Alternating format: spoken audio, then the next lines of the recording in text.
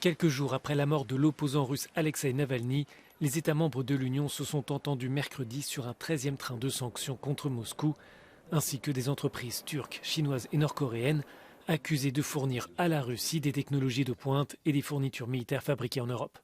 Nous devons continuer à dégrader la machine de guerre de Poutine, souligne sur X la présidente de la Commission européenne Ursula von der Leyen. From an economic point of view, we know that this is important to focus also on the connections that Russia has with companies around the world, and we also have targeted Chinese companies for that. But that's, in my view, a secondary aspect compared to the political message that, especially in this moment when Navalny was killed under the conditions we know, we give a clear message that we are not stepping back. Ce nouveau paquet devrait être formellement approuvé samedi, soit le 24 février, autrement dit 2 ans jour pour jour après le lancement de la guerre en Ukraine.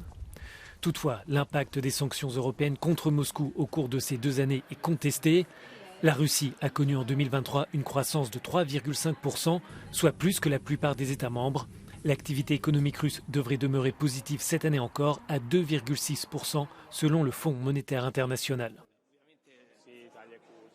If we take more initiative on our own and we are more united as a European Union, speaking with our voice as a European Union with the rest of the world, that we can isolate more Russia, and this message needs to be given to the elites of that country so that they can also push those that are in the room of the buttons in Kremlin to change direction and change the situation. Avec ce nouveau train de sanctions, près de 200 personnes et entités sont ajoutées à la liste noire de l'Union européenne qui contient désormais plus de 2000 noms.